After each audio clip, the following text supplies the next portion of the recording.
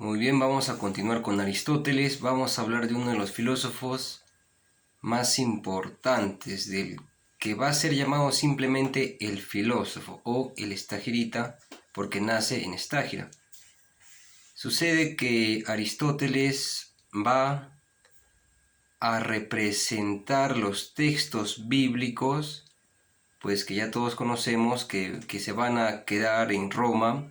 Es religión católica apostólica romana. Y Roma, como va a conquistar en su momento pues Europa, va a conquistar África, va a conquistar el Medio Oriente, pues prácticamente va a estar en gran parte del mundo. Entonces también va a estar la religión católica, católica apostólica romana. Pero estos textos no podían ser elevados al nivel de filosofía. Necesitaban de alguien que les dé esa interpretación. Y van a tomar en Aristóteles a esa interpretación que ellos necesitaban. Y llegado un determinado momento, únicamente Santo Tomás de Aquino lo va a hacer con el tema del motor inmóvil. Pues llegado este momento, pues va a haber también una prohibición de otros textos que van a ser considerados paganos, y en ese momento pues todo lo que es Aristóteles va a ser llevado para el resto del mundo y va a ser el filósofo del que más se va a hablar. El primero es San Agustín, que va a tomar a Plotino. Plotino pues obviamente se va a derivar de todo lo que es Platón.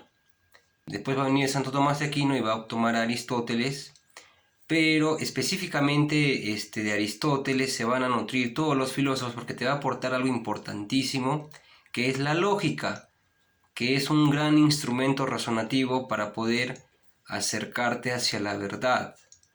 Este es tal vez el mayor aporte de Aristóteles, la herramienta de la lógica que va a servir para debatir, para construir ideas, para negar cosas, y va a quedarse, y va a ser esta la que se va a colar también pues en el dogma católico, y que le va a terminar dando fin también en su momento a toda la hegemonía pues que éste tenía. Entonces vamos a empezar con Aristóteles. Aristóteles es considerado aristócrata, es muy similar a Aristóteles. ¿Por qué? Pues porque el papá de Aristóteles era médico y estaba al servicio del rey. Entonces Aristóteles tenía una cercanía hacia este tipo de amistades, y esto le da pues la capacidad de poder acceder, digamos, a algo que no se accedía comúnmente, ¿no es cierto?, que era la educación. Entonces Aristóteles va a su momento también tomar como pupilo a Alejandro Magno. El primer gran emperador, es el primer emperador que logra llegar hasta Pakistán, me parece, logra estar en Europa, logra estar en África, logra estar en casi todo el Medio Oriente, llega hasta gran parte también de Asia, pues, y con él llegan todo también parte de la filosofía de Aristóteles. Va a tener la suerte Alejandro Magno de tener como tutor, como maestro a Aristóteles. Aristóteles en su momento se va a casar con Pitias, suegro de Aristóteles, que va a ser Enías. Va a estar al servicio del rey, y va a haber un momento en el que va a caer pues el imperio de Alejandro Magno, porque Alejandro Magno también va a morir. Al parecer lo envenenaron, no se sabe con exactitud lo que pasa, y Alejandro Magno muere a sus 33 años. Aristóteles pues va a tener que escapar, pero antes de esto el suegro de Aristóteles, el padre de Pitias, pues va a ser capturado y va a morir filosóficamente, porque va a ser torturado y no va a decir absolutamente nada. Al suceder esto, Aristóteles le va a componer un himno a su suegro por todo lo sucedido, y al caer Alejandro Magno, pues nuevamente Atenas va a tomar el control de ella misma, y va a ver a Alejandro Magno con malos ojos. Van a aparecer los antimacedónicos. ¿Y qué va a hacer Alejandro Magno? Pues él va a decir, voy a escapar, va a ir a las tierras de su madre y va a morir ahí. ¿Por qué? Porque no quería que se cometa otro gran crimen en contra de la filosofía que ya se había dado antes, pues que se dio cuando Sócrates es asesinado. Y de esta manera escapa, pues si un año después de esto llega la muerte a él. Él va a estudiar a los 20 hasta los 37 años, 17 años los va a pasar con Platón. Va a ser discípulo de Platón y va a estudiar en la Academia de Platón. Él va a tener tres periodos literarios, el primero en el que se va a nutrir, el segundo en el que se va a consolidar su pensamiento y se va a alejar de Platón, y el tercero pues en el que va a fundar el Liceo, que es el lugar donde él ya va a dedicarse a estudiar y va a dedicarse también a tener discípulos también. Entonces, con respecto al periodo en el que él se empieza a nutrir y él lo comparte con Platón, pues él conoce a Platón cuando Platón empieza a nutrirse de las matemáticas. Y de la relación que tenía Platón con Aristóteles, pues Platón le decía el filósofo lector, porque a Aristóteles le gustaba mucho acceder al conocimiento leyendo, y él lograba abstraerse durante horas, pues y se dedicaba a estudiar todo este tiempo. En el periodo medio en el que ya pues deja la academia, ¿por qué la deja? Pues por la muerte de Platón. Platón muere y la academia queda a cargo de un sobrino de Platón, un familiar de Platón. Entonces solo le queda pues dejar la academia, y es ahí donde va a contraer matrimonio, y más adelante cuando funda el Liceo es donde va a realizar toda su obra literaria más fuerte, más propia de él. Entre ellas, por ejemplo, va a empezar a analizar entre 157 obras de carácter constitucional, las va a analizar y va a terminar pues formando. Él es el primer realista político, porque va a hacer todo esto y va a organizarlo todo. Solo va a tomar la parte práctica de temas constitucionales. Es el primer realista político. Es también considerado uno de los filósofos con mayor curiosidad, pues porque se va a dedicar al campo de la filosofía, se va a dedicar al campo de la comedia, me parece también, pero muchas de sus obras se han perdido, no han llegado hasta acá. Se va a dedicar pues al tema de la botánica, al tema del estudio de los animales, a la zoología. Se va a dedicar al estudio también de la física, de la mecánica. Él va a crear la lógica, recordemos, y va a estudiar varios tipos de filosofía también. La curiosidad en él era pues totalmente desbordante, y es una de las cosas por las que más se le admira. Con respecto a sus obras, muchas de sus obras se han perdido. En el año 1 a.C. es donde recién agarran sus obras y empiezan a clasificarlas, a tenerlas, a ordenarlas. Durante todo ese lapso muchas de sus obras se han perdido. Se perdieron todos los textos de botánica. Él, con respecto a la zoología, por ejemplo, si no podía llegar a ver a un león, recordemos que él viaja por toda Europa, por toda Oceanía, por África, Egipto, y él retrataba, dibujaba a los animales, pues y escribía todo lo que sabía de ellos también. Experimentaba con moscas, experimentaba con pollos, por ejemplo, y su curiosidad era esta. Y con respecto a la física, pues todos los textos que finalmente no se agrupaban en los primeros quedaban después dejados de lado, digamos, y todos ellos tenían que ver con el movimiento. Heráclito, Parménides, que vamos a estudiarlo después, y pues a partir de acá termina apareciendo los textos de física, que son los que analizan las causas, las consecuencias, el movimiento, y termina pues él también aportando esto que es propiamente el estudio de la metafísica. Es lo más importante para empezar a hablar de pues Aristóteles. Muy bien, entonces, profundizando más en Aristóteles, pues vamos a empezar a hablar de las cosas que él nos ha dejado, por ejemplo. Él nos dice pues de que para cuando un hombre se encuentre en una sociedad, para que él se lleve de forma ideal con la sociedad, él va a necesitar no de virtudes, sí, pero no como lo sostenía Platón, su maestro, sino del término medio, que no es un término medio aritmético, que no es, por ejemplo, del número 3 no es el 2, sino que está atado a los razonamientos. Por ejemplo, ¿qué pasa con la valentía? La valentía va a tener un exceso y un defecto. El defecto de la valentía pues va a ser la cobardía, ¿no es cierto? Pero el exceso de valentía pues va a hacer que una persona incluso no le tenga miedo a la muerte no le tenga incluso miedo a las enfermedades y pueda simplemente enfermarse y terminar con su vida y terminar con la vida de su familia. Entonces, él va a usar al término medio para acceder a la ética y va a analizar todas las virtudes que hay con respecto al término medio.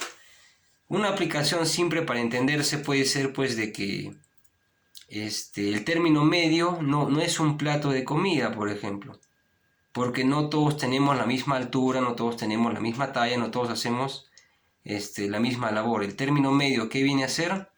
Viene a ser lo que tú necesitas con respecto a la labor que tú hagas. Entonces, él va a postular el término medio y va a analizar así diversas cosas. Por ejemplo, con el término medio va a acceder a ciertas virtudes que van a ser las ideales, que van a ser las necesarias para la sociedad. Él te decía, por ejemplo, de que por más que Atenas la rodees de murallas, eso no va a hacer de Atenas una ciudad. Como a una familia, por el hecho de que convivan en ellas personas, no va a ser,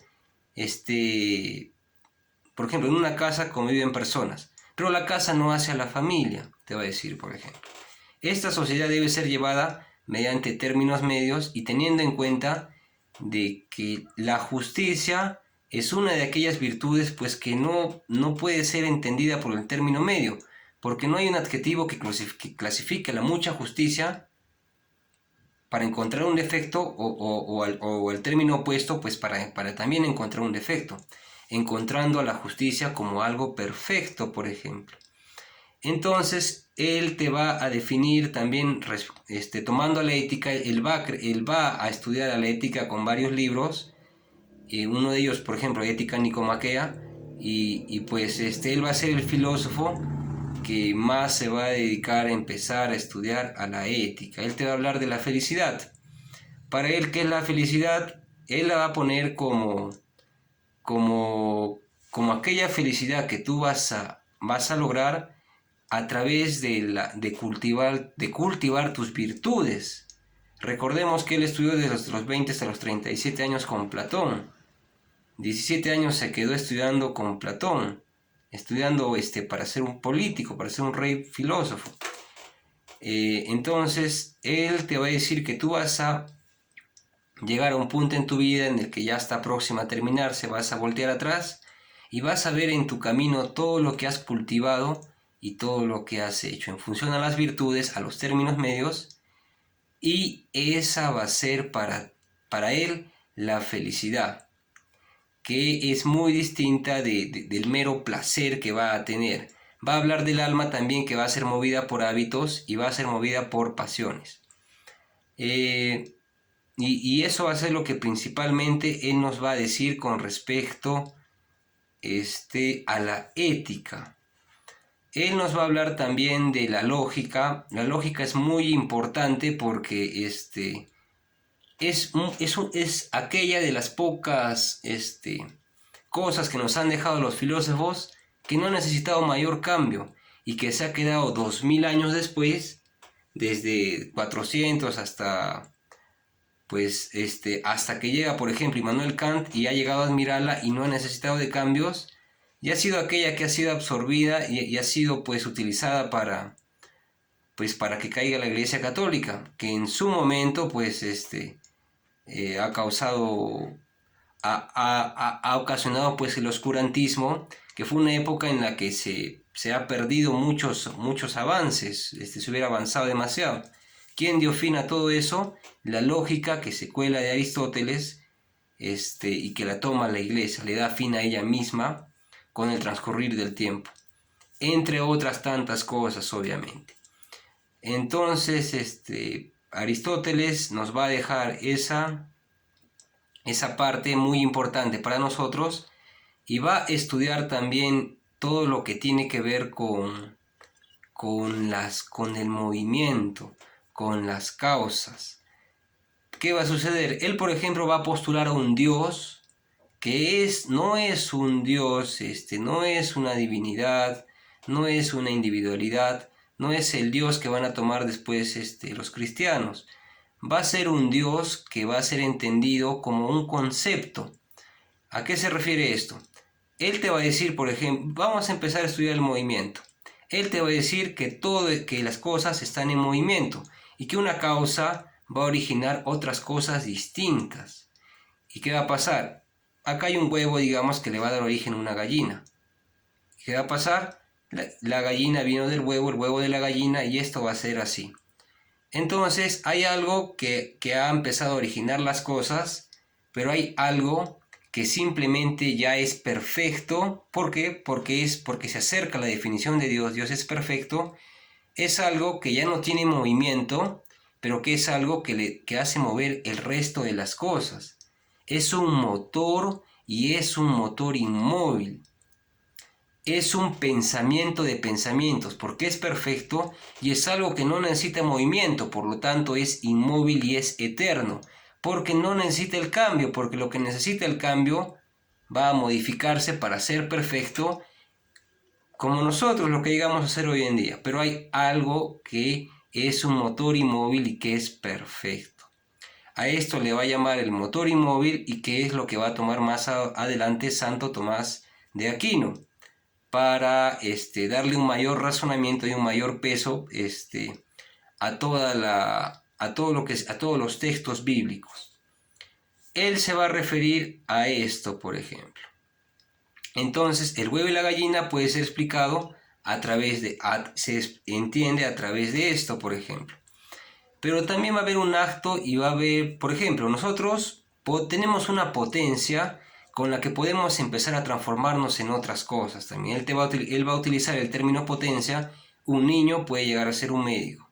Un niño puede ser a llegar lo que él quiera ser, por ejemplo. Él te va a hablar, por ejemplo, del heliomorfismo, de la sustancia, de la esencia. Por ejemplo, yo me encuentro acá, por ejemplo, una silla. Una silla tiene la forma de una silla, ¿no es cierto? Pero hay una sustancia debajo de la silla que es la madera, ¿sí? ¿Y qué pasa con todo eso? Todo eso va a servir para hacer ciertas cosas. Otro ejemplo, por ejemplo, el heliomorfismo. ¿Qué es el heliomorfismo? Es la forma más la esencia, ¿no es cierto? Yo, por ejemplo, tengo una forma que es como me veo, con esta apariencia, con mi altura, con mi peso, con todo eso, pero debajo de mí hay una sustancia que es lo que yo soy en realidad, ¿sí? Es mi ser. Y yo voy a estar sujeto a que algo me ha dado origen, y que al mismo tiempo yo vaya a poder servir para algo. Así funciona el tema del movimiento. Y con esto trata de explicarse todo. Se agarra, pues, se trata de explicar todo desde el origen del universo, por ejemplo, hasta cómo las cosas van cambiando y van modificándose. Entonces, esto es lo que nos va a aportar pues Aristóteles. Aristóteles, te decía, si bien entran a gobernar, por ejemplo, los guerreros, pues van a poder terminar convirtiendo todo en una tiranía, y van a ver su forma de instruirla no como la forma correcta. Por lo tanto, ellos no son la mejor forma para pues gobernar. Tampoco el rey, porque va a terminar jalando para su lado. Un aristócrata, en cambio, va a ser una persona que va a ser más preparada que el resto, y por lo tanto él puede llegar a gobernar en forma más adecuada, entendiendo que no es la mejor forma. Por eso él te va a poner a una democracia restringida como una de las mejores formas de gobernar. Y esto es básicamente Aristóteles. Ya en su tiempo existían los cirenaicos, ya existían filosofías que te hablaban, por ejemplo, del hedonismo, que te hablaban de... Esto está acá, por ejemplo, ya existían filosofías que te hablaban del hedonismo, por ejemplo, que es del placer, de dar paso a los sentidos. Había ya filosofías que no te hablaban de esto, sino de controlar a los sentidos, y ya había, por ejemplo, filosofías que te hablaban por vivir sin la cultura, sin vivir sin estar atados a la cultura, como es el caso de los cínicos. Más adelante, pues Aristóteles va a influir directamente en el mundo. En un momento va a ser prohibido, pero debido a que ya estuvo por todo lado, sus textos por todo lado, porque recordemos que él recorre en gran parte, pues, toda Europa, todo Asia, bueno, gran parte de Europa, gran parte de Asia, gran parte del África, gran parte del Medio Oriente. Sus textos se van a expandir por todos lados. ¿Con qué me quedo de Aristóteles? Pues de que va a ser tomado por muchos filósofos, va a ser tomado también por Spinoza, va a ser tomado también por Santo Tomás, va a ser tomado por Bruno, va a ser tomado con demasiados filósofos. Pero él nunca presentó a un Dios de un pueblo ágrafo, como eran por ejemplo los pueblos budistas, pueblos que no tuvieron una escritura constante y que se utilizó la oralidad para llegar hacia nosotros, como lo fue también todo lo que tiene que ver con Jesús, por ejemplo. Recordemos que en Jesús se sustenta que los textos llegaron desde 1800 a.C. hasta nosotros, pero él no hablaba de esos dioses. Toman su filosofía para tratar de darle un sentido filosófico, elevar a un nivel filosófico todo lo que tenía que ver con los textos bíblicos. La mayor importancia de Aristóteles es que nos da la lógica, que es una de las herramientas filosóficas más grandes y que es con la que más adelante se acaba una época muy oscura para la humanidad, que es el oscurantismo, una época en la que era prohibido acceder a las ciencias, era prohibido todo, la investigación, y pues gracias a que se cuela la lógica de Aristóteles todo esto termina.